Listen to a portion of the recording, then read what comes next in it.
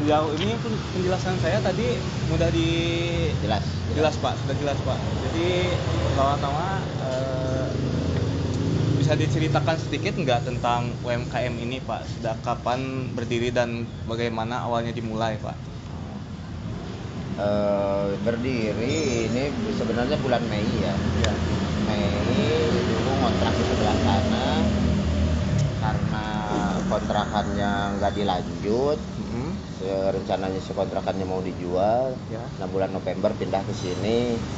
Tadinya mau fokus di sana, karena dengar-dengar kontrakannya nggak mau dilanjut, jadi kita nggak ngegas dulu. Kayak ngiklan segala macam, nunggu habis dulu baru pindah ke sini. Nah, mulai di sini sedikit-sedikit dibenahi. Nah, mulailah sama kontekan sama influencer, sama siapa ya, yang punya akun-akun tukang jajan lah gitu ya, ya review makanan, food blogger. Ya. Sebenarnya ini banyak banget yang nge-DM ke sini tuh kayak food blogger, cuman kita pilihin aja yang potensial yang mana. Ya. Ternyata setelah beberapa kali ikut program mereka, para influencer ini yang paling berpengaruh itu influencer lokal. Kayak Ayu Rikina sama yang lokal aja, yang orang Belanda sini, efeknya yang orang Belanda malah lebih bagus gitu ke omset ya. Ini omongannya ke omset. Kalau untuk follower segala macamnya saya kurang memperhatikan yang unfollow berapa, yang itu berapa, karena nggak ada tim khusus yang ngelola itu, sebenarnya belum ada. Rencananya ke depan mau ada. Setelah kita settle di produksi sama di pelayanan, ini kan lagi bertahap ya, bikin belajar, karena saya basicnya dari kesehatan, terus belajar buka warung, juga di passion juga, yang paling lama di passion. Saya semenjak SMA usaha di passion. Nah, ini usaha baru, jadi ekosistemnya baru, makanya belajarlah sedikit-sedikit. Ternyata polanya seperti ini. Gitu mungkin. Jadi sekarang tuh udah 7 bulan ya. Ya, 7 bulan. 8 bulan malah, 8 bulan. Jadi selama 8 bulan ini media sosial apa aja yang sering Bapak gunakan buat promosi gitu? Buat promosi 3 kita gunakan, Facebook, IG, sama TikTok. Sama WhatsApp juga. Kalau gitu saat ini siapa aja yang biasanya ngelola akun media sosial? Apakah Bapak secara langsung atau ada admin? Admin belum ada, dikelola langsung sama saya. Tapi kadang dibantu sama karyawan juga bikin video-video, nanti dieditnya sebelum dirilis sama saya dulu, di review. Ya. Jadi sebelumnya Bapak pernah menerima kunjungan mahasiswa belum buat penelitian, atau sekedar mahasiswa yang mampir untuk jajan ke sini, Pak? Untuk penelitian belum ada, cuman kalau mahasiswa banyak lah yang di sini. Kadang ada yang rombongan sambil diskusi, sambil ngebaso gitu. Ya. Kira-kira apakah Bapak terbuka untuk diskusi santai seperti ini ke depannya? Iya, terbuka banget. Saya senang kalau ada yang gini. Sekalian review, dipang-review kan gitu ke mahasiswa nih, gimana usahanya. Kira-kira waktu seperti apa aja yang paling nyaman buat Bapak bercerita? Kalau santainya ya sekitar jam 9 lah sampai jam 10. Kalau jam 10 mulai buka, jam 9 baru beres belanja. Kira-kira ada kekhawatiran tertentu gak ketika dimintai data atau diwawancari, Pak? Enggak ada. Jadi gimana kesan atau pengalaman Bapak ketika berinteraksi dengan mahasiswa sebelumnya, Pak? Saya senang orang-orang kayak mahasiswa gitu, kalau datang ngobrol dengan apa ya, pokoknya seneng lah kalau ada mahasiswa datang tuh, kalau lagi ngobrol-ngobrol mengenai bisnis atau apapun, seneng lah. Jadi menurut Bapak hal apa yang paling penting agar kerjasama dengan saya berjalan nyaman? Gimana hal apa ya? Ulangi, maaf. Hal apa yang penting agar kerjasama dengan saya berjalan nyaman gitu, Pak?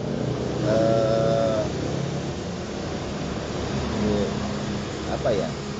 Sebenarnya nyaman-nyaman aja lah.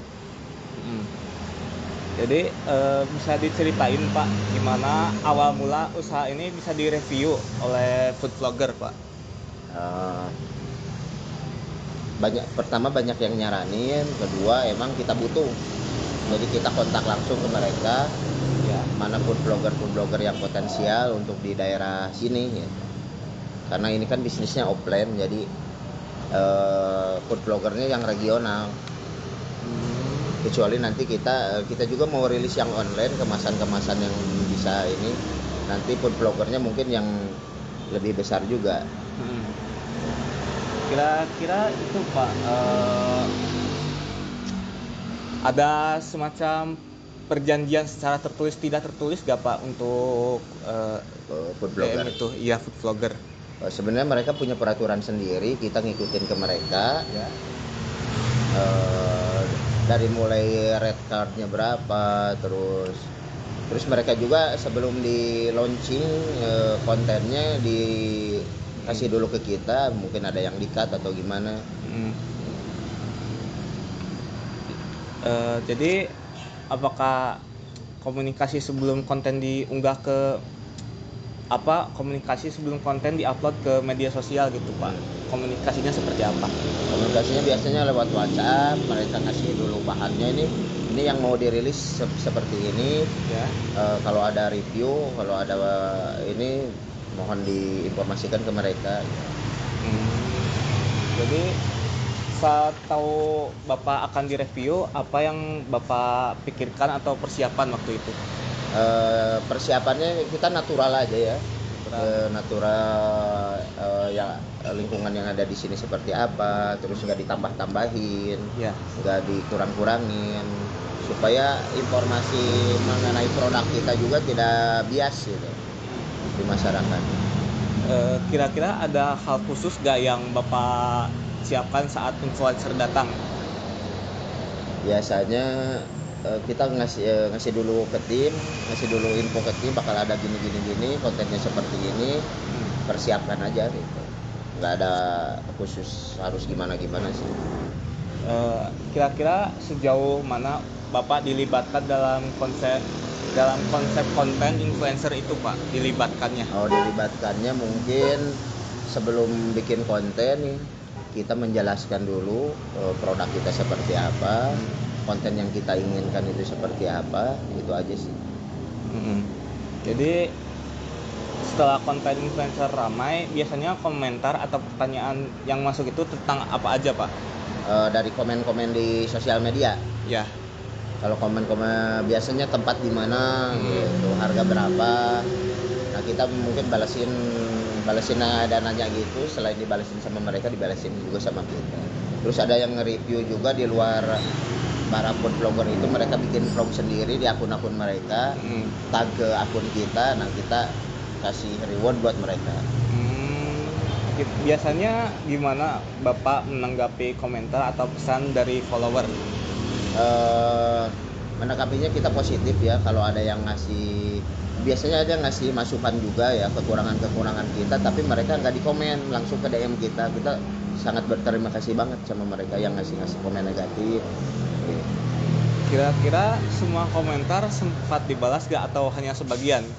Hanya sebagian yang emang mereka bertanya baru dibalas gitu. Kalau hanya nggak ada pertanyaan, kita nggak balas gitu. Paling ngasih like aja.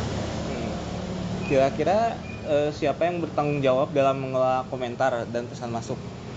Kebetulan saya sendiri karena belum ada admin. Kira-kira apa pertimbangannya ketika memilih atau membalas atau tidak Pak? Mungkin kalau ya, seperti tadi, kalau dia bertanya kita yang membalas, kalau nggak ada pertanyaan kita cuma like aja. Kira-kira kendala paling besar Bapak dalam membahas komentar itu apa Pak? Persatu-satu. Waktu mungkin ya. Waktu. Kira-kira Bapak punya gaya bahasa tertentu gak dalam balas komentar? Mungkin gayanya gaya old school mungkin ya, karena udah tua. Tapi kita sesuaikan lah, kita juga baca-baca di akun-akun orang lain, kayaknya dulu kan A, sekarang mah kan K gitu. pakai kakak gitu. Kira-kira pernah ada gak konsumen yang datang karena baca komentar orang lain atau dari influencer? Banyak. Kira-kira setelah konten influencer viral, apa perubahan yang paling terasa pada Bapak dan akun Bapak? Kalau dari akun medsos ya follower bertambah, terus yang viewernya bertambah, terus kita juga mempersiapkan nanti buat pengelola medsosnya, tapi sekarang belum ada gitu. Belum jalan ya Pak? Iya, belum jalan.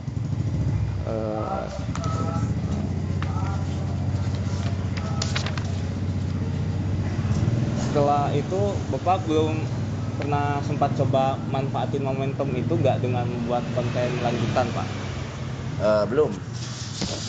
Soalnya dari beberapa kasus Pak, waktu akun medsos mengalami lonjakan kenaikan follower dan kunjungan profil juga terlihat Pak, dari pas hari konten influencer diupload Pak, hampir lurus aja Pak, gak ada konten yang diupload gitu. Jadi pas waktu lagi rame nggak ada konten ya? Nggak ada kontennya Pak, jadi orang-orang sebenarnya lagi nungguin Pak itu Oh iya.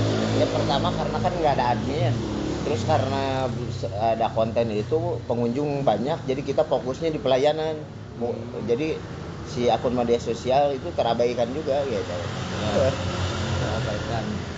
Jadi ya itu pentingnya harus ada admin itu seperti itu ya.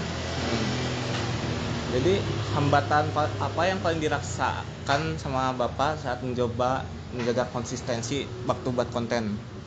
Sebenarnya kalau ada tim khusus yang mengelola itu nggak ada hambatan sebenarnya. Hambatannya karena belum ada aja timnya. Jadi kendalanya lebih ke waktu, tenaga, atau ide konten Pak? Kalau ide-ide konten banyak, cuman eksekusinya yang belum gitu. Waktu berarti ya Pak? Ya, waktu bisa dibantu. Bapak pernah merasa bingung nggak terus posting apa setelah viral?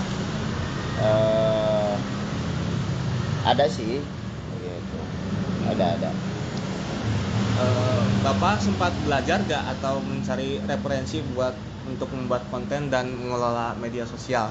Ya paling lihat-lihat dari konten orang gitu. Terus ya kita juga punya komunitas, namanya komunitas tangan di atas. Komunitas ini semua pengusaha UMKM, dan mulai yang apa namanya, yang baru-baru usaha sampai yang pengusaha udah besar gitu, udah ada komunitasnya. Kita sering membahas juga masalah-masalah media sosial kayak gitu.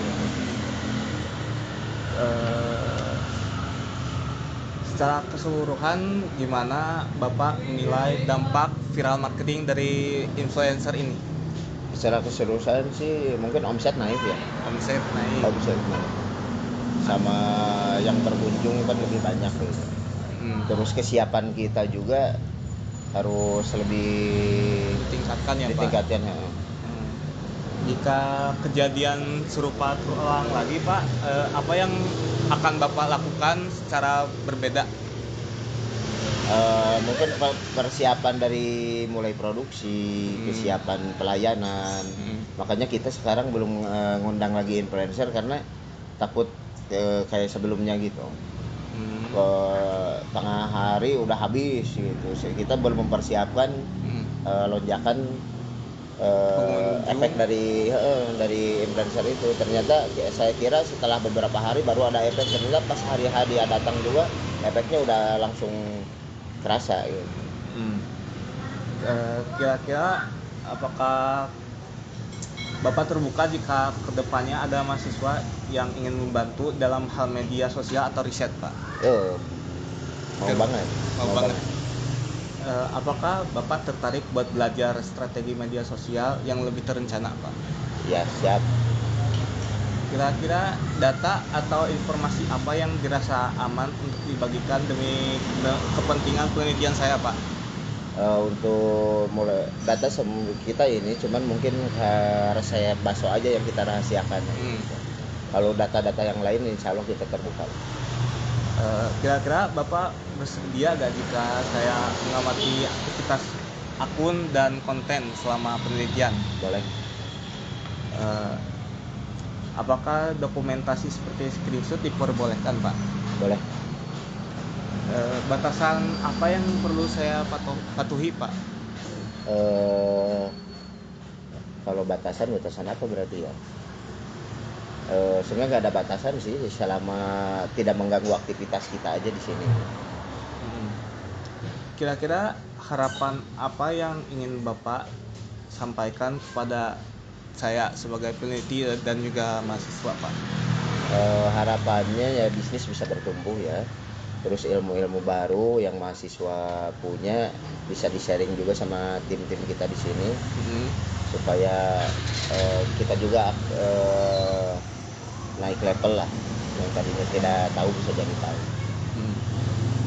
Jadi sebagai penutup saya juga ingin dengar refleksi dan harapan Bapak. Harapan saya, harapan di bisnis ini ya.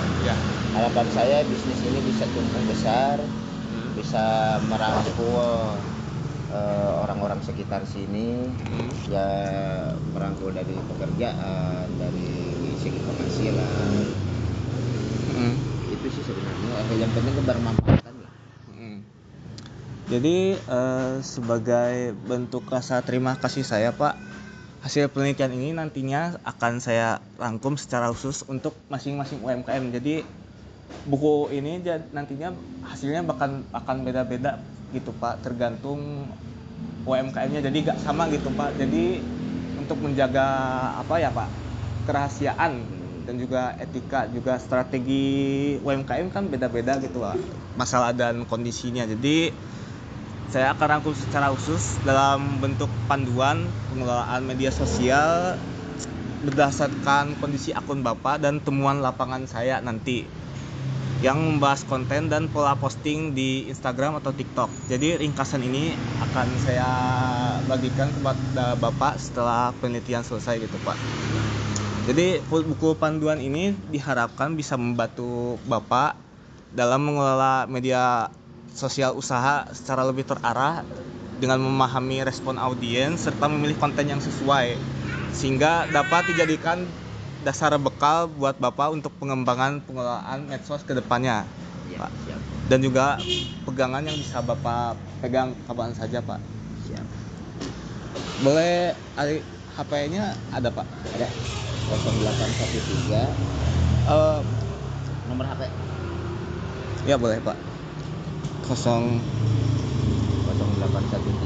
0813 12 50 50 99 99 11.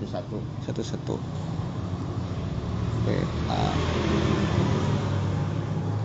Kalau akun TikToknya Bapak pegang sekarang? Ada. Boleh dilihat, Pak? Gimana? Boleh dilihat, Pak?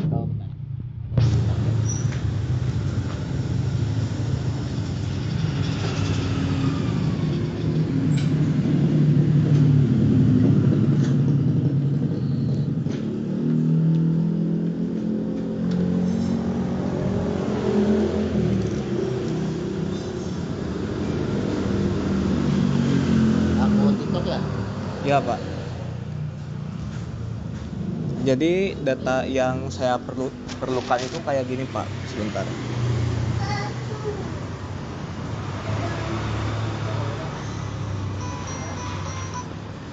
Nggak boleh. Ati. Bapak buka profil, terus yang garis 3, Pak. Garis 3.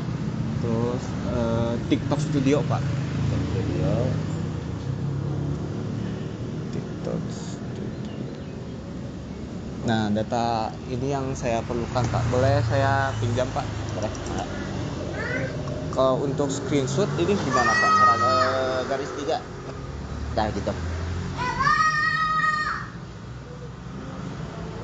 Kok gak itu ya, Pak?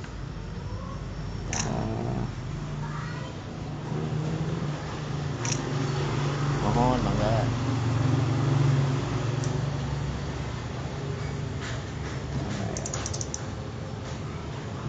Analitik.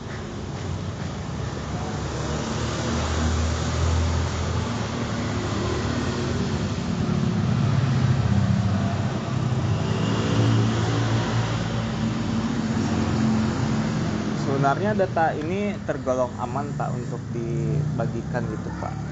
Soalnya untuk bahan evaluasi juga Pak untuk saya.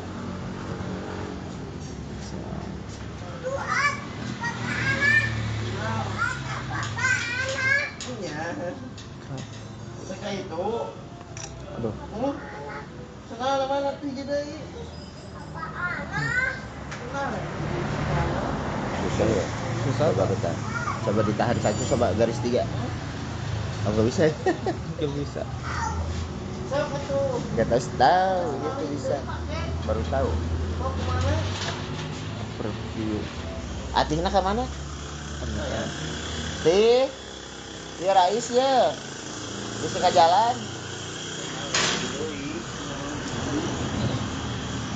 Jangan ke jalan, ke ibu sana, masuk.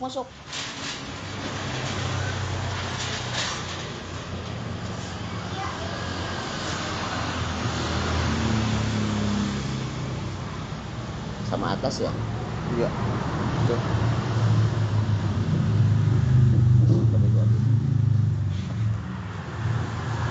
Sama atas? Iya. Pak Yadi, warga seorang Oh, Yadi, Pak Yadi. 3.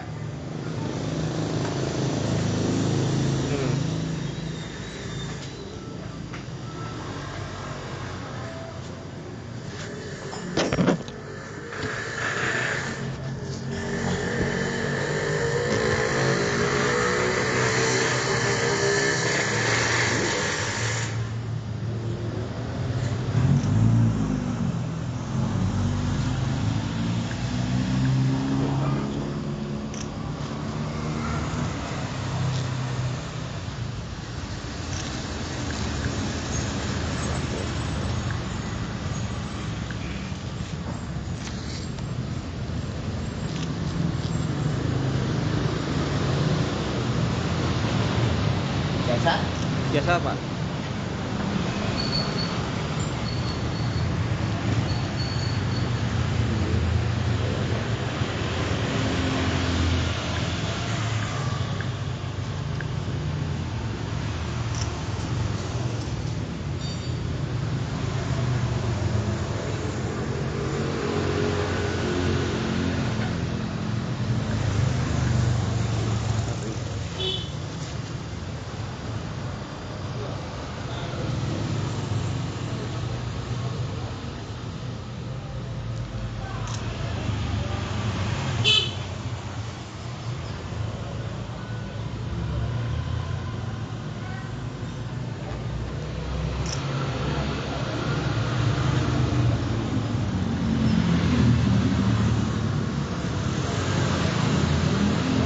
Bapak punya akun Instagram juga gak Pak? Ada yang bakso aci ini. Ya. Ada. Terus kita ke depannya mau ada konten harian, jadi tiap hari itu temanya beda-beda.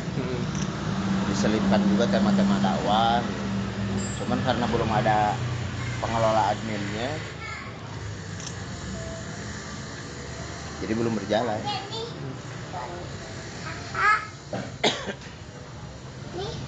Aduh. Ya, makasih ya. Kasih ke ibu ini ya. Ibu ini buat ibu gitu, sok. Coba. Kabur.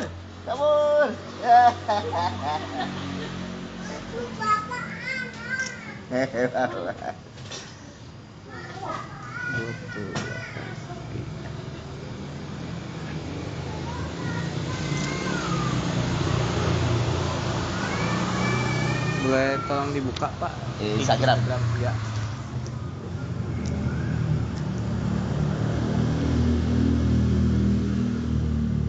Mau saya. Oh, ininya udah aktif ya Pak?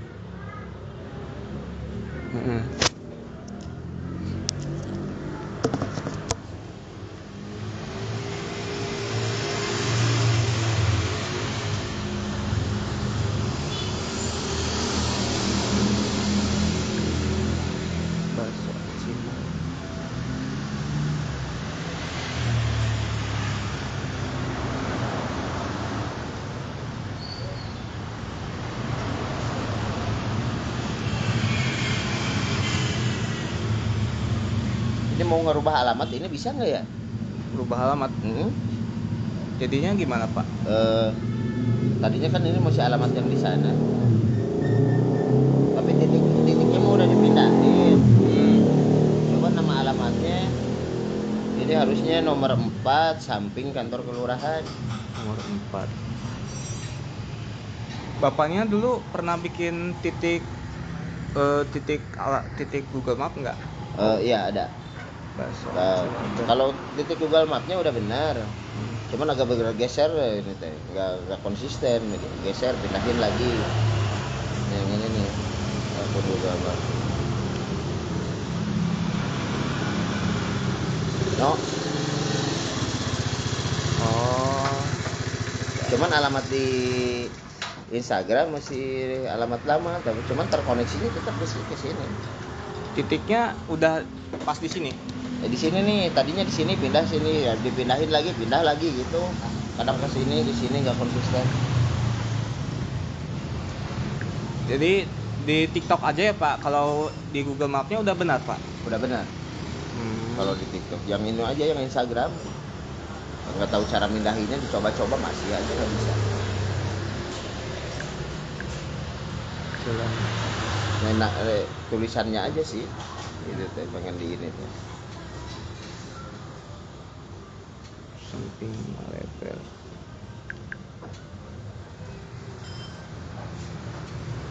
Page.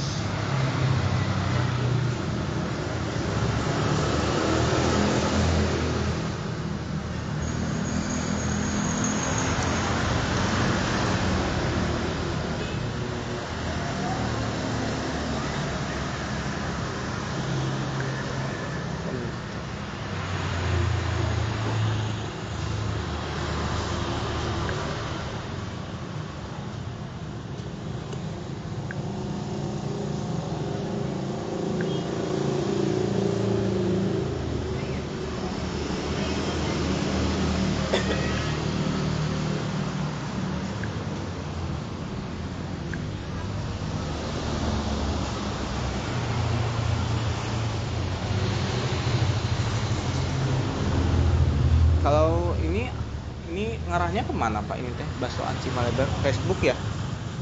Ya, sama Facebook. Kalau Instagram sama Facebook terkoneksinya sama Thread juga.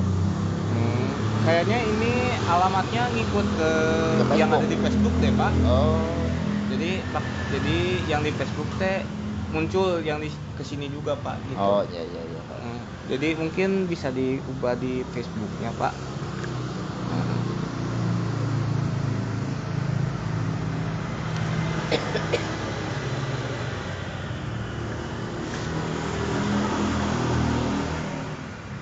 Gak ada ya? Nggak ada, belum ini. Tapi kalau dicari-cari mungkin ketemu.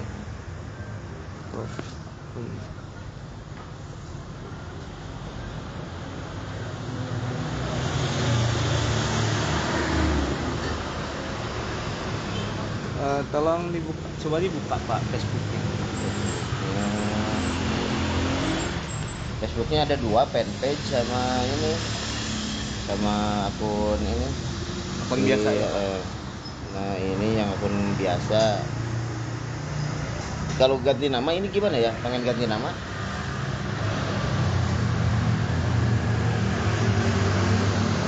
Jadi jangan Bam Maleber, dulu tuh dibuatin.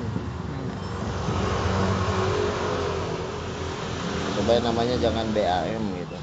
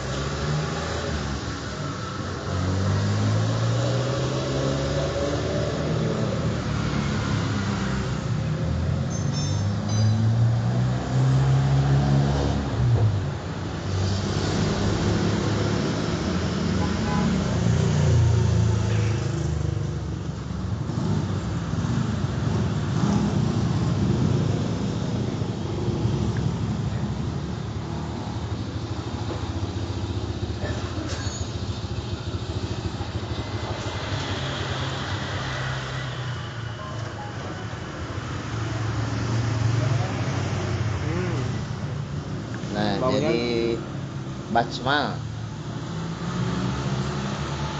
gini Pak, Bajmal ya. nggak bas C- nggak bakso Maleber aja Pak gitu. Oh iya, Biar- bakso aci Maleber. Cuman di fanpage sama juga bakso aci Maleber. Oh.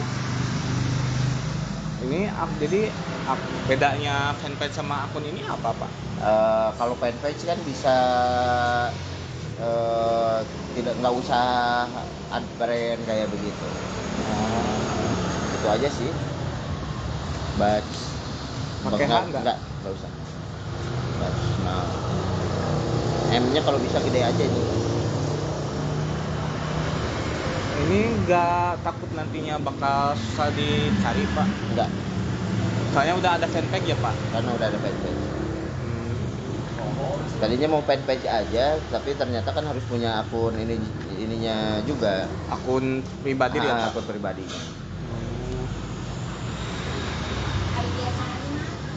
Nawan? Oh, eta tah didinya tah. Di nu meja sih kana mah, ku dede tadi. Terus dibuka, aya teh nu. Ada betul nggak mau tuh? Ada sok tamu nggak? Oh, nyesok eta parinkeun nu kana itu Bang Obot betul. Mohon.